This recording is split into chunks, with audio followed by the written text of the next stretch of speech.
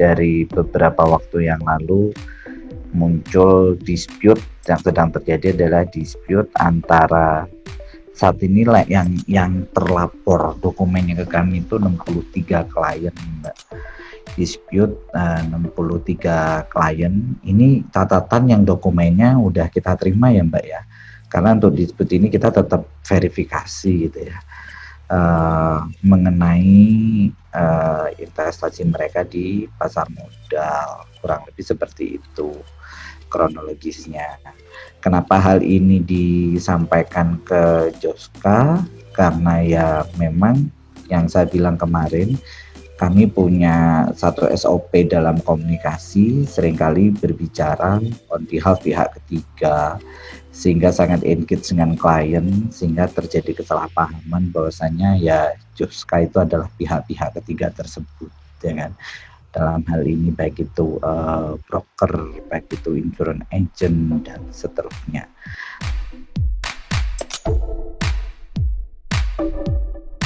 Yang pasti fokusnya itu sekarang dari 63 itu yang sudah komplit perjanjian damainya udah dijalankan itu ada 45. Tapi setiap hari nambah ya Mbak ya. Setiap hari kita progres. Terus apalagi ternyata penyelesaian perjanjian damai itu tidak bisa yang kayak sekali urusan langsung selesai. Jadi itu mungkin cukup menyita waktu dan energi gitu ya. Apalagi tim kami terbatas, terus banyak yang harus dikonfirmasi ke kanan kiri dan seterusnya. Mungkin itu sih Mbak dari situasi sekarang. Dan yang perlu saya luruskan sekali lagi, di saat yang bersamaan juga itu kita kan masih punya 1.700 kontrak yang aktif ya, 1.700 kontrak klien. Nah yang terkait sama investment itu sebenarnya hanya ada 328 yang dispute 63 yang udah kita selesaikan sampai detik ini 45. Tapi mungkin besok berita ini naik udah nambah lagi gitu kan, karena setiap hari memang fokusannya ke sana sih.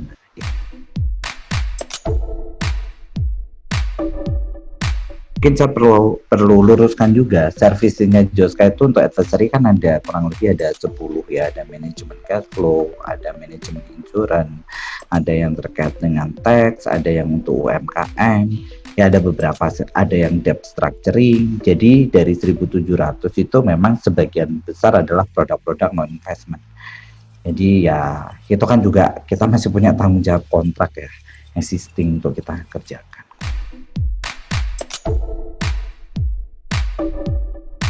Selama case ini bergulir, klien-klien yang tidak ditangani ya kan kita sekarang dapat untuk penghentian sementara ya dari SWI ya. Cuman kan kemarin nggak immediately langsung gitu ya Mas ya.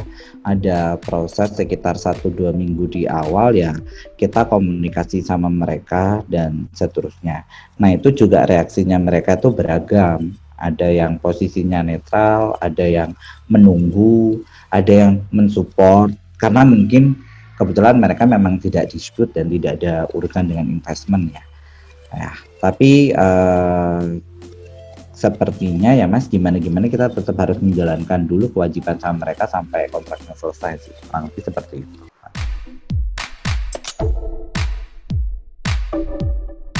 Yang pertama pasti dipanggil SWI.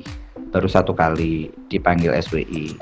Setelah kita dipanggil SWI, kita ada audiensi sama BKPM untuk ngecek kita punya OSS atau NIP.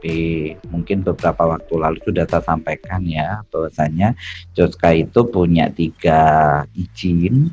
Yang pertama adalah pengolahan data, yang kedua adalah konsultan manajemen lainnya, yang ketiga adalah pendidikan lainnya.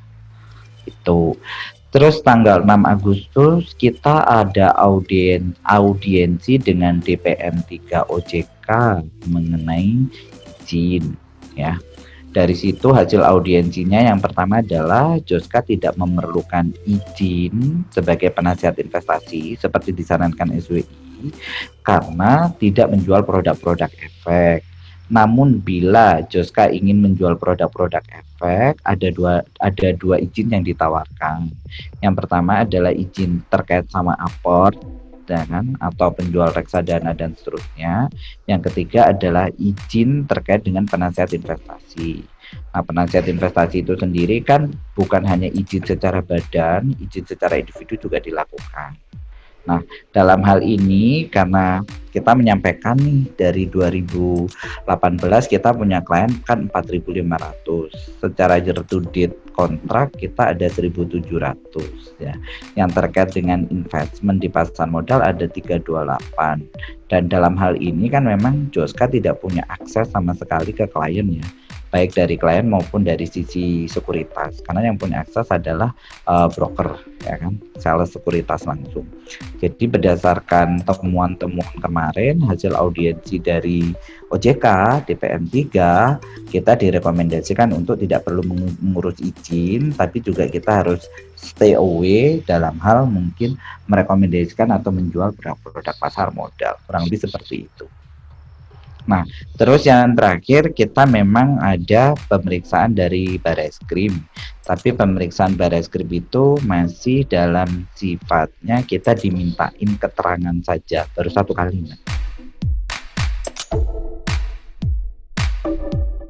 Yang sudah diselesaikan baru 45. Nah, gini Mbak Aryani, ini juga menarik ya kan, kenapa akhirnya sekarang kita melakukan verifikasi satu-satu ketika case ini berkembang. Karena di tengah jalan itu ternyata kita menemukan itu ada klien yang tidak rugi secara modal, tapi kehilangan potensi keuntungan. Nah, ini kan angkanya dinamis ya, yang mungkin saya sempat cerita kemarin, misalkan dia sebenarnya initial deposit investmentnya 50 juta, cuman investmentnya ini sempat berkembang menjadi 100 juta, terus sekarang minus menjadi 60 juta. Nah, kalau kita melihat initial depositnya, ternyata klien ini kan tidak rugi ya, justru untung dari modal. Nah, itu sebabnya kenapa angka ini jadi bergulir terus Mbak. Oh, kalau ternyata dia nggak rugi, nggak punya modal, ya akhirnya kliennya nggak jadi nuntut. Kita kesepahaman tuh kemarin. Tapi ada juga yang memang mengalami kerugian modal. Kerugian modal ini pun ada dua tipe Mbak. Satu memang dia terkait sama sahamnya LUCK. Yang kedua ada juga yang kerugian modalnya justru dari saham-saham blue chip. Nah, yang saham-saham blue chip kan kita memahami di situ nggak bisa ada dispute. Nah, itu beda lagi Mbak angka klaimnya. Gitu. Jadi memang kenapa sih kita nggak bisa kasih tuh langsung numbersnya berapa? Karena begitu kita verifikasi satu-satu, yaitu tadi yang terjadi gitu. Tapi so far dari 43 itu secara numbers yang udah kita sepakati untuk jadi kesepakatan damai gitu lah Mbak ya. Dalam artian ini saya nggak bilang sepenuhnya mereka klaim dan seterusnya kan macam-macam ya, dinamis ya, angkanya belasan miliar ya.